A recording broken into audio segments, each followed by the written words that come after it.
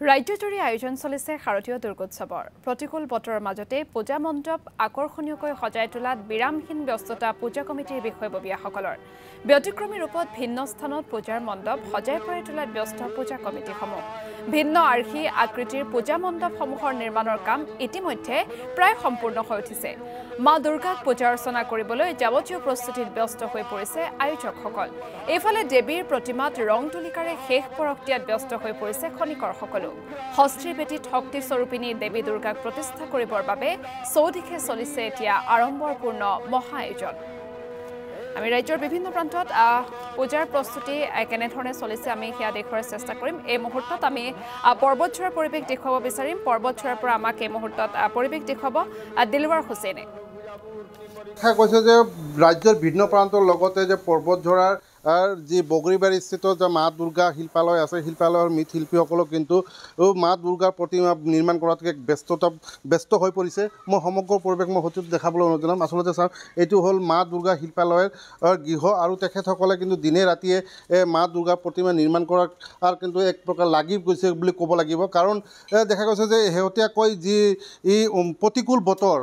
বাৰিষা অহাৰ কাৰণে কিন্তু তেখেতসকলেও কিন্তু বহুত অসুবিধাৰ সৃষ্টি হৈছে আৰু সেইকাৰণে দিনে ৰাতিয়ে তেখেতসকলে প্ৰতিমা নিৰ্মাণ কৰাৰ ক্ষেত্ৰত ব্যস্ত হৈ পৰিছে মই আচলতে আমাৰ ইয়াতে এজন মৃৎশিল্পী আছে মই তেখেতৰ পৰা কিছু মন্তব্য ল'বলৈ যত্ন কৰিম হয় দাদা আচলতে আপোনালোকৰ কেনে পৰিস্থিতি যিহেতু পূজা আহিছেই ওচৰ চাপিছেই পূজা যিহেতু ওচৰ চাপিছে আমাৰ দিন ৰাতি কাম কৰিব লগা হৈছে ইফালে বতৰো বেয়া কেইদিন হ'ল মূৰ্তিবিলাক শুকাব নোৱাৰা হৈছে বতৰ বেয়া কাৰণে কি এতিয়া অলপ অসুবিধাৰ সন্মুখীন হৈছে বহুত অসুবিধাৰ সন্মুখীন হৈছে মূৰ্তিবিলাক ভালদৰে শুকোৱা নাই সেইকাৰণে আমাৰ অলপ কামৰ অলপ খেলি মেলি হৈছে আৰু সময়টোও বেছি লাগিছে দিন ৰাতি কাম কৰিব লগা হৈছে দিনো নাই ইফালে ৩-৪ দিন আছে আৰু দেখা গৈছে যে যিহেতু মূল্যবৃদ্ধি আকাশলংঘী পাইছে এই ক্ষেত্ৰত মূল্যবৃদ্ধি আপোনালোকক কিবা অসুবিধাৰ সন্মুখীন কৰিছে বা অসুবিধাত পৰিব লগা হৈছে নেকি মূল্যবৃদ্ধিৰ কাৰণে যথেষ্ট প্ৰভাৱ পেলাইছে বস্তুৰ দাম বাঢ়িছে আমাৰো যিবিলাক বস্তু কিনিব লগা হয় কামৰ কাৰণে সেইবিলাকৰো আগতকৈ বহুত গুণে দাম বৃদ্ধি হৈছে আৰু যিটো মূৰ্তিৰ দাম আগতকৈ দাম সিমান বঢ়া নাই সেইকাৰণে আমাৰ যিবিলাক মানুহ কাম কৰি থাকে প্ৰতিমাৰ ৰেটটো যিটো দাম আছিল সেইটো একে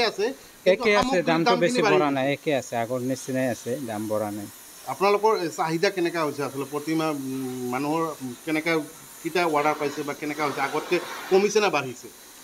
আগত নিচিনাই আছে আগত যেনেকুৱা আছিল 2-এটা মূৰ্তি বাঢ়িছে আগতকৈ 2-এটা মূৰ্তি বাঢ়িছে হয় হয় দেখা গৈছে যে আচলতে তেখেতসকলে কিন্তু কৈছে যে আচলতে মূল্যবৃদ্ধিৰ কাৰণে কিন্তু তেখেতসকলে অসুবিধাৰ সৃষ্টি কৰিছে কাৰণ যিটো বস্তু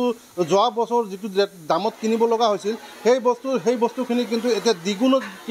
কিনিব লগা হৈছে কিন্তু প্ৰতিমাৰ মূৰ্তিৰ যি